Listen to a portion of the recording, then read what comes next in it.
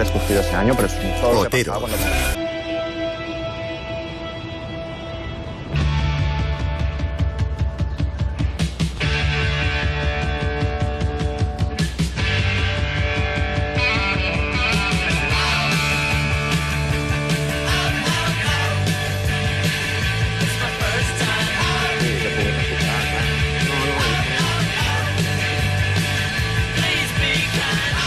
Miki, entremos de lleno en tu nueva novela, Rayos. Los rayos de este título, los rayos que aparecen en la portada, son esos focos que iluminan la noche barcelonesa los fines de semana, esos focos que están instalados en Montjuïc. Pero en tu novela son algo más. ¿Qué son? ¿Quiénes son esos rayos? Es muy polisémico, son muchas cosas, quizá demasiadas, pero son los protagonistas de esta novela. Son estos 4 amigos que viven, digamos, el rito iniciático de vivir juntos por primera vez.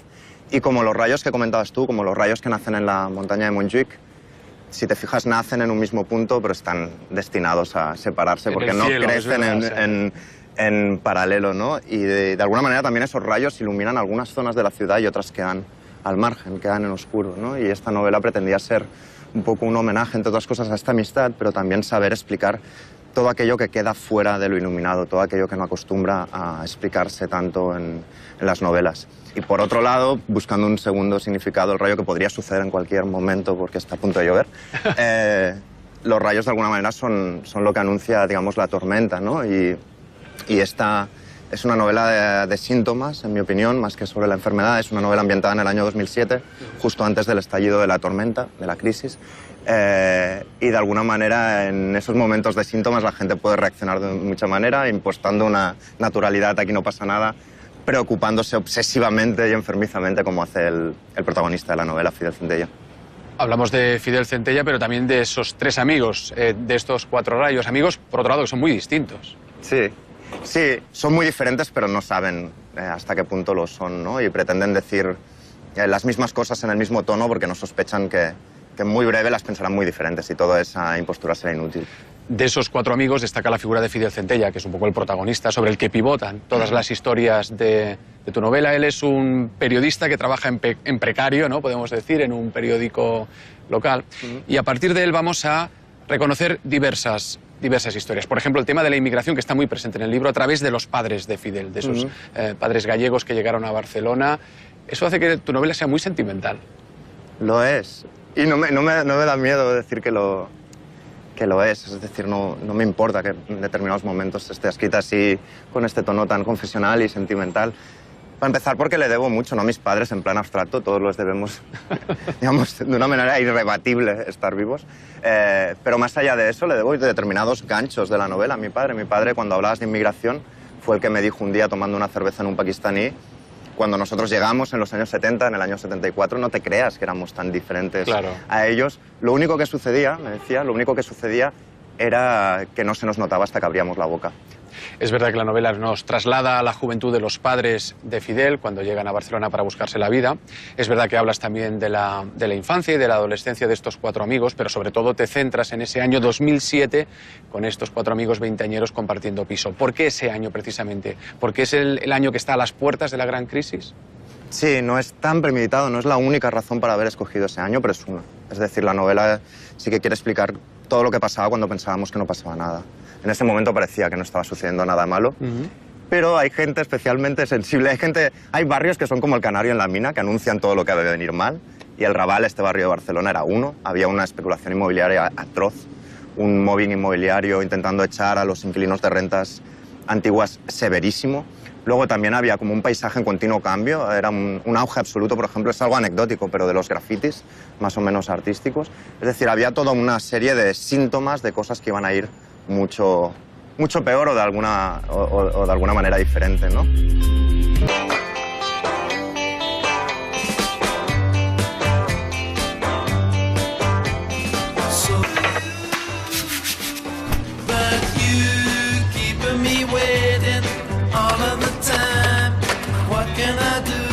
Barcelona es la geografía literaria de tu novela, lo que pasa es que quizás habría que acotarlo un poco más todavía, ¿no? Porque casi podríamos decir que es el barrio del Raval, que está ahí, y es el barrio de Montjuïc, la zona de Montjuïc de la montaña, que está ahí. O sea, estamos justo ahora en la frontera. Esa es la geografía real de tu novela. Es la principal, por lo menos. Sí que es verdad que hay excursiones a otros lugares, ¿no? Hay excursiones a otras montañas, hay excursiones a Collserola, al Observatori Fabra, hay excursiones a la zona alta de la ciudad, donde algunos de los personajes fingen que pierden oxígeno porque no están acostumbrados. Barcelona es tan gráfica, cuanto más dinero tienes, más arriba estás, que evidentemente algunos que no están acostumbrados tienen asfixia cuando suben, ¿no?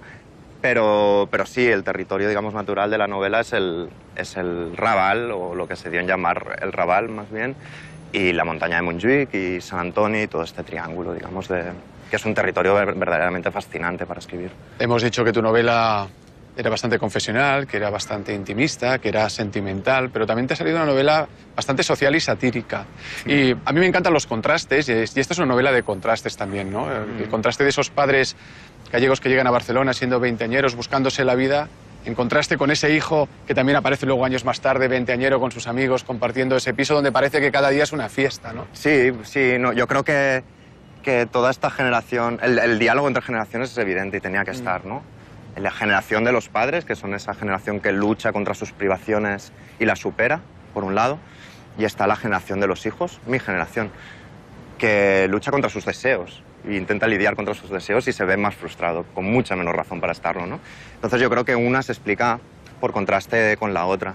Y luego en la novela hay otro contraste, como dices, que es como de una novela muy íntima, va mutando hacia una especie de novela con una mirada satírica sobre la ciudad y digamos, el destino de esta ciudad, sobre quién maneja esta ciudad. Y cuando abordas, digamos, quién maneja, digamos, el asunto, en Barcelona, en Cataluña, en España, solo se puede hacer en clave satírica porque todo es tan ridículo que es imposible empalabrar todo eso de una forma seria.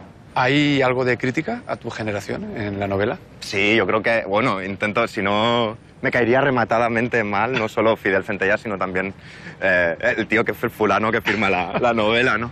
Hay un autoflagelo constante y hay una autoconsciencia, o sea, es decir, si por algo es autocomplaciente esta generación, si por algo es tan quejica, en el fondo es porque sabe que es muy autoconsciente, sabe que se está quejando en definitiva por nada, ¿no?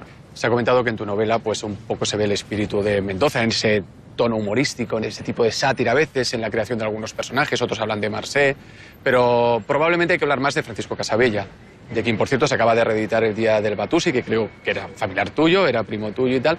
¿Notas esa presencia? ¿Está ahí? Sí, es inevitable. Lo que pasa es que cuando te comparan... Cuando salió mi primera novela, por ejemplo, que también nombraban a Francisco Casabella, nadie sabía aún que fuéramos familiares. Se ha desvelado el pastel porque hice el prólogo claro. Uno de los prólogos del Batusi y allí lo explicaba porque no podía ser de otro modo, ¿no? Pero también es increíblemente importante para mí Juan Marcé, por ejemplo. Claro. Y es absurdo, digamos, decir que no existe eso y es absurdo decir que Mendoza tampoco me... Porque una de las frases que mueven la novela, esta novela, Rayos, es la que dice Mendoza sobre Barcelona. Hoy que está a punto de llover, él dice que el ayuntamiento actúa como llueve en la ciudad, pocas veces, pero a lo bestia.